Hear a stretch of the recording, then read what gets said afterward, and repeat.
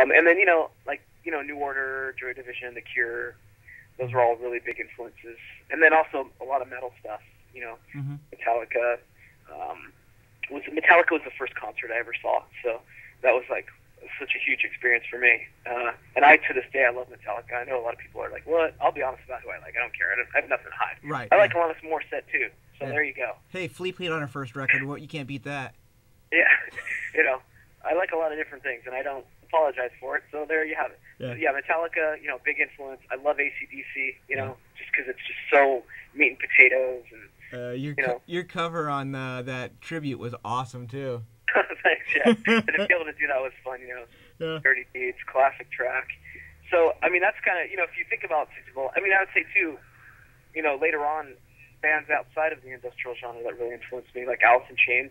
I was a huge Alice in Chains fan for a long time. During the Skin record, I was like, that's all I was listening to, is like Alice in Chains. Helmet is another band that it was very influential to 16 Volt and to my guitar playing. Yeah. I'd say that's probably the number one band for my guitar style is probably Helmet. With that kind of staccato riffing? Yeah, just staccato, precise. Like, it seems easy, but when you start listening to it, you hear the little flip-arounds and things that they do. Yeah. It's just like, whoa, wait a minute, what's going on there exactly? Yeah.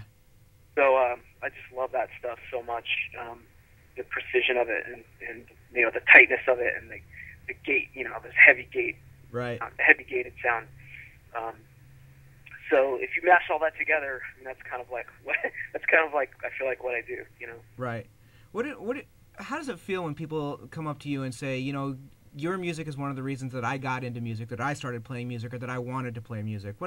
How does that feel? I feel sorry for them. No, I'm just kidding. I mean, it's sort of like, it's hard question to answer, because on a level I just don't even, it doesn't even really process, you know what I mean? Because that's just that's such a huge compliment. I mean, people live once, man. It's like, to be able to influence somebody on any level is, that's fucking huge, you know? So on one level, I can't even really process that, it's like, wow, okay. But on another level, it's incredibly it's like an honor. Yeah. Like, to be able to, do something that I believe in and have it recognized on some level with somebody, that's like, that's pretty awesome. Yeah. Especially, people I don't know. You always want to have an impact on some level in life. For most people, that's an impact with people they know. For me, for some reason, it's I want to have an impact with a lot more people than people I know. Right. And I guess in that way, I at the end of the day, I guess you can say I'm successful at what I did, because even if it's only 3 people who say that, well, then there you go. Yeah. Thank you. Well, thank you back. It's like, like I said, I have heroes in music, and I can relate to it that way, of course. Yeah. To be able to meet people, and I've met a lot of great people that are very cool. So, I've met some great people that were just incredibly cool, and that were artists that I really. The Toadies is a band that I'm a huge fan of, and I being able to we have a mutual friend and stuff, and things like that. Just it's to be able to say I like your stuff or whatever. Right. It's an amazing thing. It's a weird thing too. It's a strange thing, because it's like, it's such an intimate connection. Yeah. But only in the sense of like, the connection with the music, not the person. Right. Yeah. But there feels like there's a little bit of a person connection too, because I've listened to you grow up on record. Yeah. So, and the odd thing is, you get one side of that spectrum too. Yeah. Yeah. You know what I mean? So it's like, you always think you might know who the person is, but they may not be that, Yeah.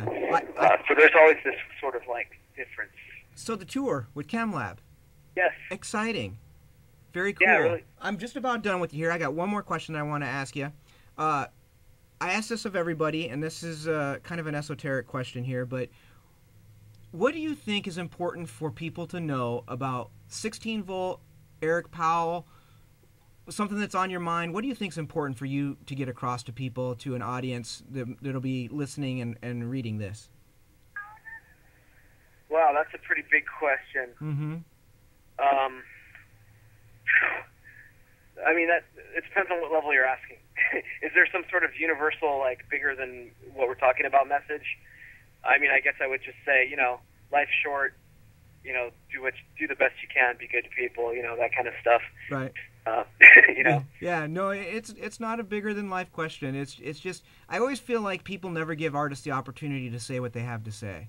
Whether it be, if we want to talk about anything, I just feel like people shortchange artists and just talk about the things that they want to talk about and don't give them an opportunity to really get on their ability to say what they want. And so, if you have anything to say. Well, I mean, I think if we're just talking about music, one thing I would say, and I mean, I've said it, I've been pretty vocal, but I mean, I really don't like this division that's happened in our scene between EBM and what everyone's calling old school industrial. Mm-hmm. All we're doing is hurting each other. Right. It's like, by having this divide in the scene, there's people that go see BMP Nation that will not come to our shows. They just won't do it. Right. And vice versa. There's people who come to see, 60 Volt that won't go to Combi Christ or won't go to BMP Nation or Hex RX or whoever it might be. Right. And, the thing that people have to realize is that if we make the scene smaller and smaller, which is still happening, right. This scene won't be able to be there. I mean, it will go away. Yeah. Any club that you go to right now in America that's playing, that's got a DJ, and I've talked to tons of DJs who are like, I can't spin what I want because when I put on anything that's new, people go off the dance floor. And if I continue to do that, people don't come to the club. So I still have to play Headhunter, and I still have to play, whatever. I mean, they're stuck playing this same old playlist. So, I mean, I plead with people, like, just open your mind up a little bit here and just give all these bands that you might not, think you would like, listen to what they have. And don't just listen for 3 seconds. Listen to, like, everything that you can get your hands on. And just open up your mind a bit because, everybody's got something cool that they're doing. It doesn't matter if there's a guitar in it or not, Right. It doesn't matter if we've been on, tour with Combi Christ or not. They're doing cool stuff. We're doing cool stuff.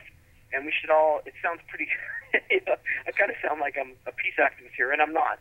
But it's like, we should all be, like, helping each other kind of like, and that's what I loved about this scene when I first got involved in it, is that it was so open-minded. Right. It didn't matter. Like, Chris Conley was putting out records that sounded like just terrible folk records, and people were digging it. Yeah. And, at the same time, he's singing in Ministry and Revolting Cocks and, and Front 242 is on tour with, KMFDM or whatever. It's just everything was all mixed up, and that's what was so cool about it. Right. Was just that, like, here's all these open-minded people that aren't going to judge anything, Right. Sort of like a collection of people who were sort of beaten by society into a corner and sort of banded together and kind of decided to be the typical society. Right. And that's what I really liked about the scene, was that I felt like I wasn't being judged in the scene. I could come to a club in a pair of fucking blue jeans, and so what? Right. Yeah. Who cares? Yeah. Like, that's it. Like, and it's gotten to the point now where it's like fashion. If you don't have the big stompy boots on and whatever. I mean, I'm just being a hypocrite because I wear big stompy boots, but right. It's just like the problem with all that. The problem with all this is that the scene has gotten smaller. Bands are getting paid less. And a lot of bands are falling off because they just can't afford to do it. Right. I mean, take Hate Department. Great freaking band. I mean, the reason he's not going on tour is because it's a financial risk that he's not willing to assume. Right. Yeah. Yeah. And he hasn't even told me that. I just know that.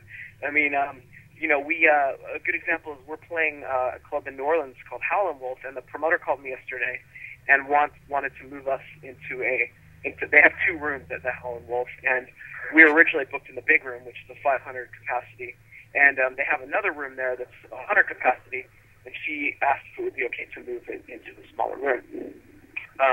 Because, the attendance at these shows has been so low for her that she's just losing money to put on shows. She told me that, like, the scene in New Orleans has just gotten so small. God Module played there a couple weeks ago, I guess, and there was like 17 paid or something like that. Oh, jeez.